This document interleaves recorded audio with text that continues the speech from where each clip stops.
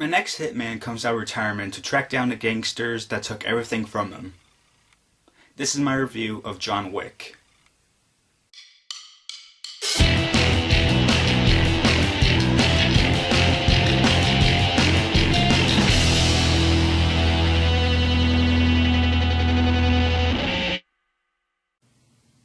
I had no idea what to expect when I went to see John Wick with my dad, because the first time I heard about this movie was a couple of months ago when the details of the movie were coming out, like the synopsis of it. And when I heard it for the first time, I was like, that could be a good movie with Keanu Reeves, a good action movie. And the advertising for this movie was a little bit weird as well, because the first trailer for the movie came out a month before it was released in theaters. But after I saw the trailer, the first trailer for John Wick, I thought to myself, wow, this looks like a really great action movie. And after seeing the movie almost a month ago, I can say that the movie is a really good action movie. The good points. Definitely, hands down, the best thing coming out of this movie is the action. Because the action scenes in this movie are slickly directed, and the choreography is downright awesome. And I believe that the person who directed this movie is the same person who did the choreography for this movie. And that person, I don't remember his name, but he's a really famous action choreographer in like kung fu movies. And I'll also say that these are some of the best action scenes that I've seen in a while. And some people may be saying, well, John, there's The Raid and The Raid 2. And I'll say back to those people, sorry, I haven't seen those movies yet. And I like how the movie was trying to make the action realistic. And I like how there's strategy in these action scenes. Because when you see these action scenes, they seem like something that a real hitman would do. Because what John Wick does, who's the hitman in the movie, is that if he sees like a person in front of him and like two people behind the one person in front of him, like he'll take down the first person first with like an arm drag, pin him down, do two headshots to the people in front of him, then do a headshot to the person he's pinning down, and then when he sees like two people, like one on one side of the room and one other, he'll like injure the first person with his gun, and then do a headshot to the other person on the other side of the room, and then kill the person that he injured first. So it's a really interesting mix between gun action and kung fu action. And I actually think that there's a name for that called gun fu.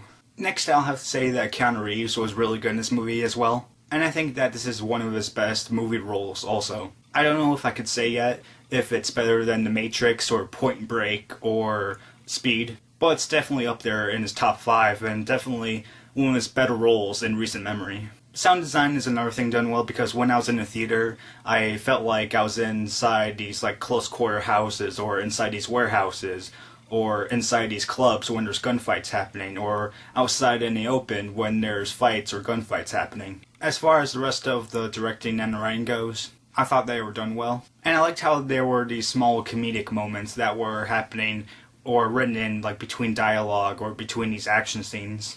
I almost forgot to say that the editing in this movie was good because it paced the movie smoothly. I liked the score too because it fitted well for an action movie. And I also thought that the cinematography was good for the action scenes, because when I saw these action scenes, I thought that they were well put together and shot very well. The bad points. The main problem that I had with this movie was with the writing.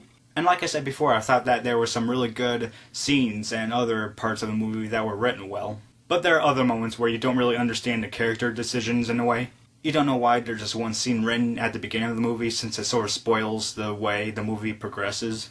And the last 15 minutes or so of the movie were a little bit like, yeah, I don't know if it should have ended that way. Because not only was the writing bad during the last 15 minutes, but I thought some of the editing was bad as well, because it was like too fast, I thought.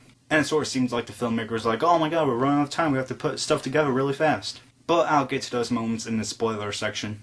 Okay, like I said, I saw this movie with my dad. My dad gives this movie a 3 out of 4 stars. And I'll give it a 3.25 out of 4 stars.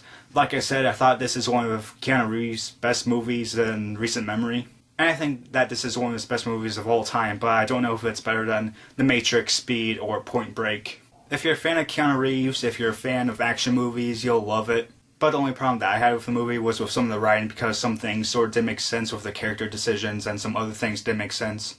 And the final 15 minutes or so were a little bit fast, and the movie ended weirdly. Alright, spoilers for John Wick. If you haven't seen John Wick yet, then get out of here now. Because I'm going to be talking about some of the moments of the writing that I didn't like, which will spoil the movie. And I don't want to spoil you guys if you haven't seen the movie, but that's going to be your fault if you stay here in the spoiler section, so please scatter now if you still want to see the movie. So the one thing that I thought spoiled the entire movie in a way at the beginning because of how the movie progressed was when it showed like John Wick getting out of that van or SUV. You saw that he was like all bloodied and everything near his stomach or abdomen area. And it looked like that he was going to die, but then it's like you sort of think to yourself, well, I know now that he's not going to die until like that moment. So if there's any scenarios where it looks like he's going to die, I know that he's not going to die now. And that doesn't take away from the action scenes that are in the movie because the action scenes are still incredible.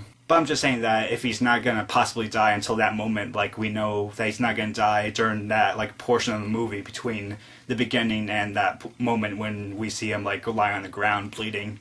Alright, one of the decisions I sort of didn't understand was with that Perkins character. And I sort of understand why she wants to kill John Wick because he's worth a lot of money. But she decides to do it inside the Continental, which is a safe ground. And no one can kill anyone in the Continental or there's going to be consequences. So I didn't really understand why she did it inside the Continental when she could have done it outside when John Wick like goes out of the hotel. Because she ends up getting killed by members of the Continental for killing another assassin that was inside the hotel. Another thing that I didn't understand was why did the mob boss kill John Wick's friend? And I understand that the reason that he killed him was because he was the person that was supposed to kill John Wick and he had many opportunities to do so. But I was just thinking to myself later on, like, hey, mob boss, like, you were poking John Wick earlier before and trying to kill him, and what do you think's going to happen if you try to kill one of his friends? Like, you're going to make him mad again. Also, you already sacrificed your own son, so I don't see the point of killing someone that's going to anger the person that already killed your son. And yeah, like I said, the last 15 minutes or so of this movie were a little bit rushed. And even though the action scenes during those 15 minutes are good, I thought they could have been paced a little bit better to make it feel like, oh, like the filmmakers are not trying to wrap things up quickly.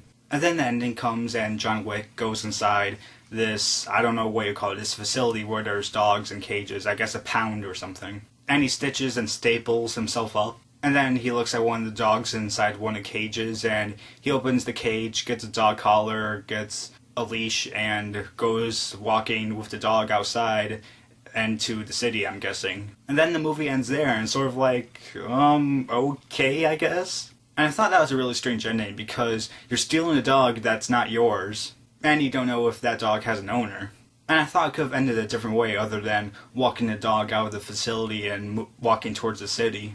Maybe it could have ended with John Wick and the dog at his home, and John Wick is doing something or putting away his things, and all of a sudden, like, he gets a call from someone, and he's sort of, like, back in the game or something. Or he gets a call from someone saying that someone's after you now. Because I think this movie can be turned into a small series or something of movies. And I wouldn't mind seeing another John Wick movie if there's ever one in the future. So, that was my review for John Wick. Hope you guys liked it, and other than that, guys, that's it.